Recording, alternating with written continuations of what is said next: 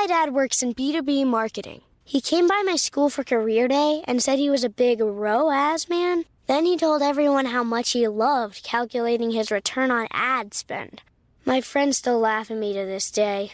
Not everyone gets B2B, but with LinkedIn, you'll be able to reach people who do. Get a $100 credit on your next ad campaign. Go to linkedin.com/results to claim your credit. That's linkedin.com/results. Terms and conditions apply. LinkedIn, the place to be, to be.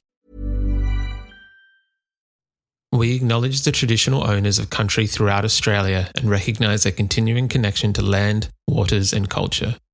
We pay our respects to their elders past, present and emerging. Welcome to This Song Is Yours. We're a music podcast that chats to artists, musicians and creatives on their songwriting craft and upcoming projects. I'm your host Simon Fink and welcome to episode 297. This has to be one of my favourite introductions ever simply because of the band name. Teen Jesus and the Gene Teasers are our guest on the pod today. More specifically, Jaida Stephenson, who plays bass in the band, is our guest. The Aussie punk rock group are releasing their debut record today titled I Love You. It is an absolute blast of a record to listen to, and it was produced by the one and only Oscar Dawson from Holy Holy, who some might recognise as one of our guests who we recently had on this very podcast. Before we get to our chat with Jaida, please make sure you subscribe to this pod on Spotify, Apple Podcasts, or whatever app that you use, and ensure that you follow us across all of our social media channels. Details for everything can be found within the show notes of today's episode. Our guest today is Teen Jesus and the Gene Teasers. The Canberra-based four-piece have been writing music together since forming all the way back in 2015. Having formed after a slumber party where School of Rock was playing, the band have consistently put out high-octane punk rock music that they say channels Riot Grrrl era energy with a modern spin. They've played festivals across Australia and in the UK and have supported artists like DMAs across our fair country. Today, they're releasing their incredible debut record, which is titled I Love You. The record, which was produced by Holy Holy's Oscar Dawson, continues to show Teen Jesus' punk rock strengths, but also showcases some more tender moments as well. In today's conversation, we're talking to bassist Jaida Stephenson about this new record and the long road to making it. We discuss the band's democratic songwriting methods and the strength that each member holds when it comes to bringing songs to the table. We talk about working with Oscar Dawson and what it's like having a producer on the record this time around. And lastly, but definitely not least, we talk about how Teen Jesus will be supporting the Foo Fighters in Melbourne later this year. I Love You is out today, and we've left links within the show notes so that you can go and buy the record and catch them on their tour. We also want to say a massive thank you to Genna from Super Duper for her help with this episode. Here is our conversation with Jaida from Teen Jesus and the Gene Teasers.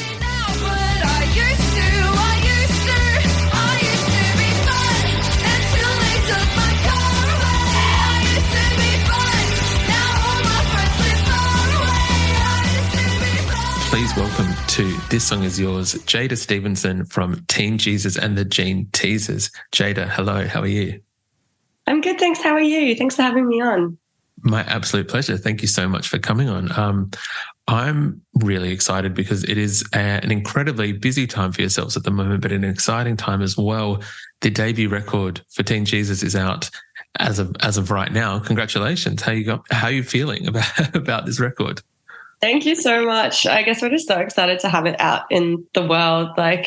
Obviously with records, they take a long time to make, and this one's been in the process of nearly over a year now. So it's just exciting to have it out in the world and people to be able to listen to our music. And yeah, it's really cool. I feel like it's been such a long time coming, and I know that there's a lot of people incredibly excited about this record. The band, I think, having formed 2015 and then the first EP in, I think, 2020. I imagine this is kind of, I don't want to say a weight off your shoulders, but I imagine that building towards an album, this must be a bit of a relief for you guys as well. Yeah, definitely. Especially I'm excited for people to go onto our Spotify or Apple Music or whatever and be able to listen to more than 5 songs, actually have a whole discography they can listen to. I feel like at the moment people will be like, oh, let's put on Teen Jesus and it'll kind of all be over in about 20 minutes. So it's going to be good to have like a big discography of songs available. 100%. I have to say, actually, I'll very quickly mention the album is called I Love You. It's a stunning record, so congratulations on this. I think that all four of you have just done such a brilliant job with this record. It seems like you've kind of taken what Teen Jesus was good at anyway and kind of built on those foundations and evolved them. And you're all, to my understanding, four brilliant songwriters in your own right. With this record, did anything kind of change in your music making methods this time around? Yeah, they definitely did. I think because we all live in different states, so it is a bit hard to get together and write sometimes. So we usually all write songs individually, and then we'll bring them together as a band and kind of build on those. But with a lot of the songs on this album, we came together for like writing weeks, and we were in Airbnbs for like 2 or 3 weeks at a time, and we'd all write together, which is really, really fun. Like this like collaborative effort, which we hadn't really done before. Like done it to a degree. I think all music making is collaborative, but like this was like very like a big shared experience, which was really, really awesome. Yeah. That's very cool. I know that I think for the first time since the band's inception that you've worked with a producer as well in the form of the lovely Oscar Dawson for this record. Yeah, he was incredible. Like he just came up with so many ideas and just helped us out so much and was so respectful and really understood what like Teen Jesus was about and the kind of image and the album we wanted to make. And yeah, he would always just like give us all these ideas, put them down on the table, would be like, you choose if you want them or not. Didn't push anything on us. And he was just like, he's one of the most talented men I've ever met in my entire life, like musician wise, songwriting wise, and just like a really, really nice person. I would 100% agree with that sentiment. It seems that like on top of all of his talented accomplishments, he just seems like a very generally lovely man as well, which is I guess nice to hear. In relation to bringing a producer in, what spurned that kind of idea? Because I know that I think previously you guys have self-produced some of your own stuff. Yeah, we have before. We did have James Tidswell produce the EP. So we have had a producer in before, but I think they're very different vibes. Like they're both incredible people, but James Tidswell, like obviously from Violent Soho, is very heavy, like kind of ballad focused. And Oscar Dawson is his main project is Holy Holy, and they're more kind of chill pop focused, I guess. But yeah, it was like really, really interesting bringing him on and hearing all of his ideas.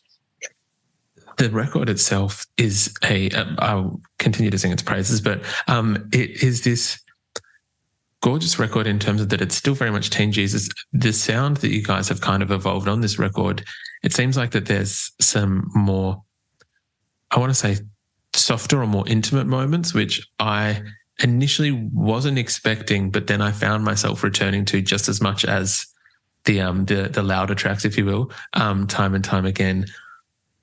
Was that a decision that yourself and the other girls made, I guess, from the get-go of starting to write the record, or was it just kind of an organic thing that you came across as you were writing songs?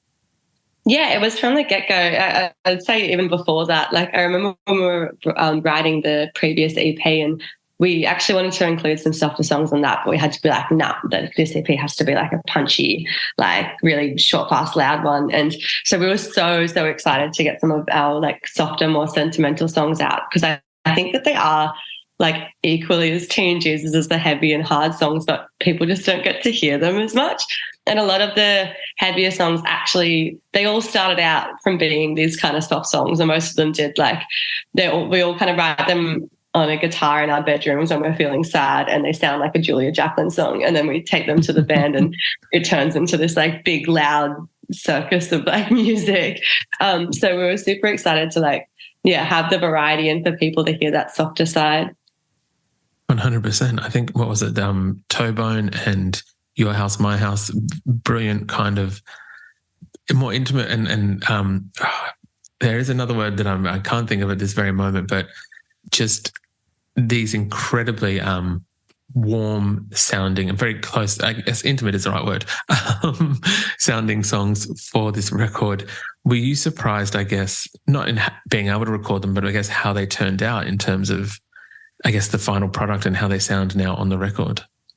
Yeah, definitely a bit surprised. I think Your House, My House, like every time I'd show someone, they were really pushing for us to have this like big, crazy ending, like, you know, classic Teen Jesus style, kind of like 505 by Arctic Monkeys, where it gets really heavy. And we had to keep on being like, no, we want this song to be like a little special pocket of like sweetness in the album. And it actually sounds so much like the demo. Like I remember we did the demo and we were like, we're so happy with how this sounds. So when we record it in the studio, we want it to sound like as close to that as possible, I think, because it's like a really raw sounding song and a very raw song. So just wanted to like keep that emotion in there. And yeah, Towbone was like the last addition to the album. I don't think it was even written when we started recording the album, and Scarlett brought it to the table and it just fit so well. And it's like a little love letter from Scarlett to the rest of us, which is really cute. It's, yeah, very sweet song.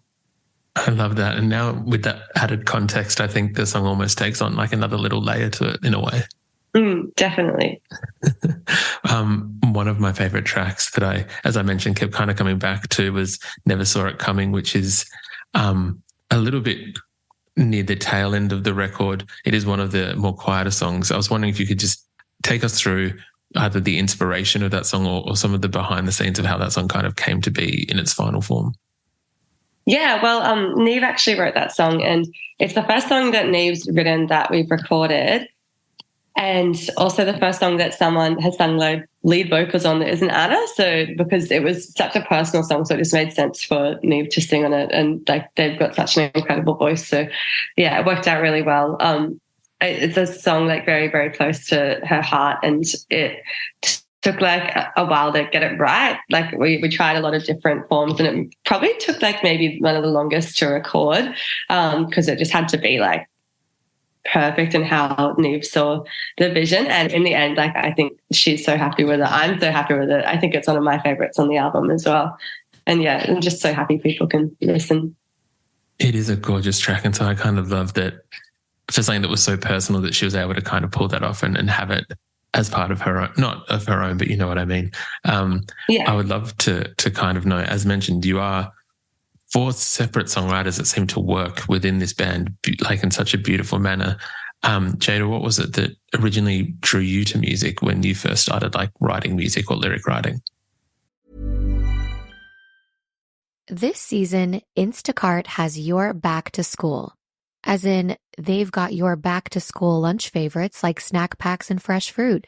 And they've got your back to school supplies like backpacks, binders, and pencils. And they've got your back when your kid casually tells you they have a huge school project due tomorrow. Let's face it, we were all that kid. So first, call your parents to say I'm sorry, and then download the Instacart app to get delivery in as fast as 30 minutes all school year long. Get a $0 delivery fee with your first 3 orders while supplies last. Minimum $10 an order. Additional terms apply. Jewelry can say many things on your wedding day. As a wedding band, it can say, "This is a forever symbol of our forever love." As a gift to your wedding party, it can say, "Thanks for standing up there with us." Blue Nile can help you find the piece that says it all and says it beautifully, with expert guidance and a wide assortment of jewelry of the highest quality at the best price. Go to BlueNile.com and experience the convenience of shopping Blue Nile, the original online jeweler since 1999. That's BlueNile.com.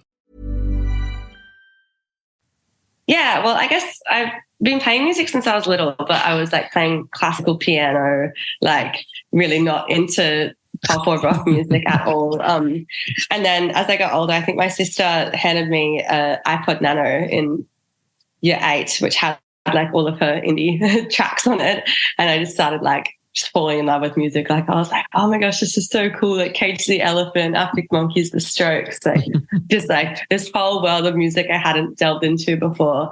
And then again, still at this stage, I hadn't really played any like modern instrument. It was just like recorder and piano, and I dabbled in trombone for a bit. But before the band, we had like a sleepover and watched School of Rock and decided to start a band, which was really fun. And I picked up a bass guitar, and I think that was like the first time I'd picked up an instrument and been like, whoa, this is really cool. Like I'm actually having fun playing this and not just playing it because like my parents or my school have told me to. Absolutely love that. What was it that drew you to then forming a band from there? And I guess what was the inception of Teen Jesus and the Gene Teasers? Yeah, well, I guess after that sleepover, that's when the band started, because we like woke up the next day and we're like, let's start a band. That was when I picked up a bass guitar for the first time. Scarlett picked up a guitar for the first time. Anna has always been able to sing, and Neve's been playing drums for a while. But I remember we we just formed this band and we played, covered Angus and Julia Stone's Big Jet Plane for the first time. And it sounded awful. It sounded so bad. And I think our names changed from Dandelion and the Enigmas to Vinyl Fluid, and then to Teen Jesus and the Gene Teasers. And I'm so happy we changed it. But it kind of just like literally started from day dot after that sleepover. And then we just were Teen Jesus. I guess that's how it's always been. That's incredible. I absolutely love that. I was going to touch on it. I know that yourselves, you've talked about it in press before, I guess, on the origin of the name of the band, which is just always, anytime you see it on like a gig poster or a festival lineup, it is something that I feel like anyone I speak to brings kind of a smile to their face just because the name is so unique. You just mentioned too before, were there any other names that were considered for the band that kind of didn't make the cut? I think those are the main two was, Dandelion and the Enigmas and Vinyl Fluid, which, both awful names. But Teen Jesus wasn't going to make the cut. Teen Jesus had been suggested and we were like, oh, that's a bit too out there. I think we were like 15, 16 at the time. So like we kind of, didn't want to be too crazy. And I think like 2 minutes before our first show, we ran up to the MC and we're like, can we change our name to Teen Jesus and the Gene Teasers? And then he announced it out. And I think pretty sure Neve and Anna didn't even know that we'd asked the MC to change the name. Like I think we just kind of raw dogged it, went in and we're like, this is our name now. Like suck it up. And but I'm really, really happy we did. It does take up pretty much like the whole line of every bill it's on, which is pretty funny.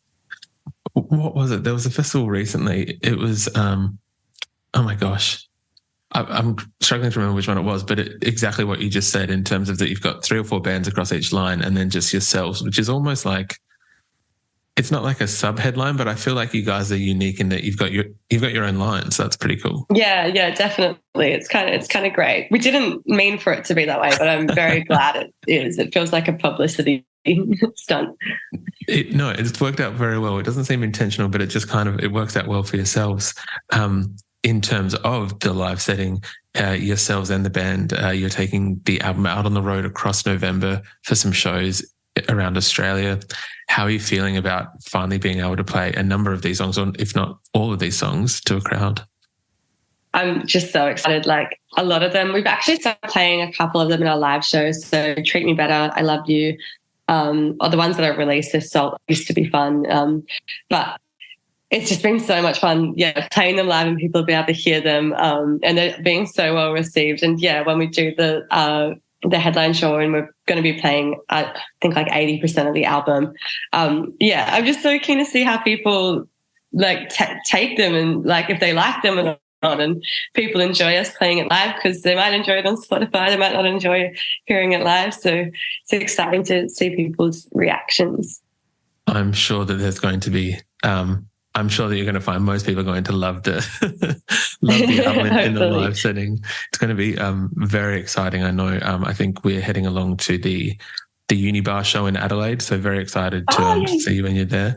That's the first show of the tour, I think. So that's exciting. Exactly. I'm not going to lie. It was that we got in there first, so thank you for that. With these songs, is there a song in particular that you're looking forward from the record to playing live to kind of show to people? I think Treat Me Better is like, because I've learned all the songs on the album now to play, and Treat Me Better is definitely my favourite to play. It's like got the fattest riff ever, and it's just like it hits so hard when you play it live. And I'm just so excited to like see people's reactions when we play it, and I feel like people are gonna like get really, really hyped up, which is cool. 100%. I know, yeah. As mentioned, a number of people I've spoken to, not just in Adelaide but around the country, are excited for these shows. I know there's a super special show in December as well, where you guys are supporting the Foo Fighters, which just seems not crazy, but I imagine it is kind of. What are your thoughts on I think crazy is an excellent word for it. It is pretty crazy. Like before the Foo Fighters, the biggest venue we've ever played in is like probably the venues we've been playing on the DMA's tour, which like a 2,000, I think Amy Park is 30,000 or something. So it's just going to be like an insane show. Like we've all been like massive Nirvana fans for a very, very long time, as well as massive Foo Fighter fans, of course. But like I think just playing with Dave Grohl is like something that I never, ever thought was a possibility. Like if you told like literally even like 20-year-old me that you're going to be playing with the Foo Fighters in a stadium in Melbourne, I'd just be like, shut up, you're lying. How did you guys, I guess, how's the news broken to you? How did you find out that was going to happen? We were actually all together for rehearsal, and our managers called us up and they were like, sit down, guys. And we're like, oh no, like, because our managers are incredible, but they can be very like straight faced sometimes. And I'm not sure if I'm going to get good news or bad news. So we're all sitting there, they're either thinking that like we've gone bankrupt or like we've been cancelled or something really cool is going to happen. And they were like, yeah, sit down. And they were like, the Foo Fighters have asked you to support them, and we're like, no way, like impossible. And turns out, I think you go into a pool for those big shows, and like usually like the booking agent will like kind of pick out the bands from the pool, but it turns out Foo Fighters actually pick out the bands directly themselves from the pool, which is really cool knowing that they've chosen us personally. That's so super exciting. I can't wait to see some footage and photos and everything else, and possibly at some point have you yourself and the band back on the podcast to discuss how it went and just everything. So very excited for that as well. Yeah, I'd love that. Yeah. The gig itself, there is a tiny bittersweet kind of moment to it, and I'm also actually not sure if this has been mentioned yet. So if this is not public news, please tell me and we'll just cut it out of the episode, that it is going to be Scarlett's last show with the band, if I'm correct. Yeah, it is going to be. I think it is public knowledge. It definitely is a bittersweet moment. It's a pretty good show to end it on, which is incredible. 100%. And it's like going to be something that she'll remember forever, and we all will, which is so good. But I think she's definitely come to terms with the decision now of not being able to play live shows anymore. And I'm just glad that we get to play these last couple of shows with her and end it in like the most insane way possible. Like it's pretty cool. 100%. I think if you're going to step back from a project, doing your own debut album tour and then ending it with the Foo Fighters is a pretty strong way to end it. 100%. Like I feel like it's the best way to go. Exactly. Jaida, we would usually ask our guests what they're currently listening to. At the moment, is there anything that's currently on high rotation for yourself? Ooh, I don't know. Been really into this band called Wombo lately, like WOMBO. They're really cool. Also Gut Health from Melbourne, been really getting into them. And the other day I was listening to an awful amount of Jeff Buckley and it was making me really sad, and I was like, I should turn this off. It's never a good idea, but was rinsing him the other day. Yeah, I guess like I've been into kind of post-punk at the moment. But yeah, it changes a lot. Depends what mood I'm in. Look, 100%. It's always good to kind of mix it up with different genres. And again, I can very much understand the the Jeff Buckley kind of K-hole you can fall into when you just kind of get swept up in it.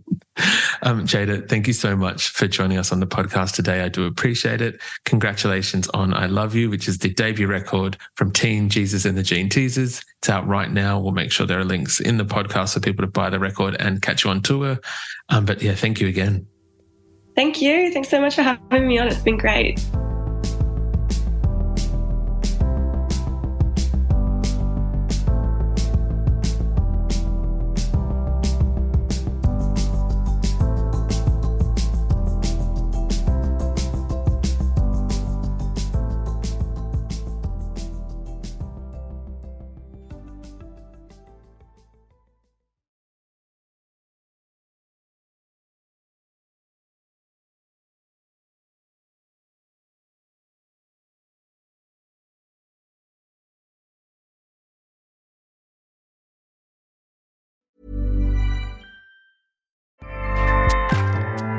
Acast powers the world's best podcasts. Here's a show that we recommend.